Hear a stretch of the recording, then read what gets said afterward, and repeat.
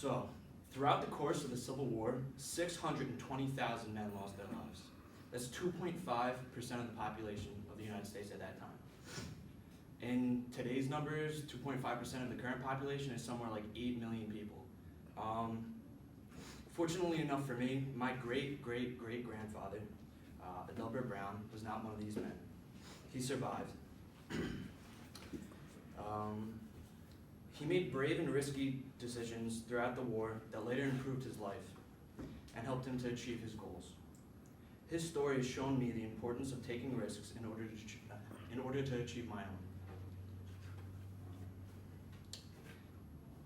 He enlisted at the very beginning of the war in the 123rd New York Infantry at the age of 19. He did this to protect and preserve the Union of the United States of America. He enlisted voluntarily before the draft. When his service was up, the war was still going on strong. He used this as an opportunity to further himself.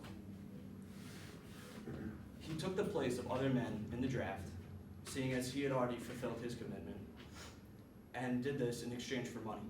So whatever rich person that didn't want to go into the war, they paid him off to take their spot in the war. And in my point of view, this is extremely bold and brave and smart because he made the money doing so. He fought the entire extent of the war.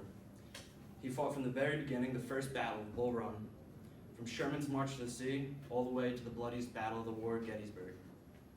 He re-enlisted several times throughout the course of the war to fulfill his duties and the duties of other men in exchange for very generous compensation. And he accumulated a lot of money doing this. After the war was over, he used this money that he made to open up his own hotel, which he had always dreamed of doing.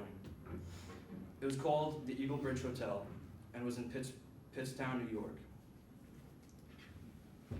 Dell was brave enough to voluntarily serve his country in a war that is to this day known as the deadliest in our history. He took advantage of the fact that he was willing to do what others weren't. And later in life, it paid off. He taught me that bravery and hard work can lead to success.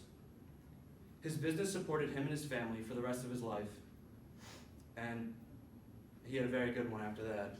And before the war, he was given this watch that he carried with him the entire time. And I thought that was kind of cool that he went through the entire Civil War with this, battles, Gettysburg, like, I don't know, I'm a history buff, so. But yeah, so this watch has been passed down to me. It's been passed down through generations. And when I look at it, it inspires me to do what he did and risk everything to get what you want.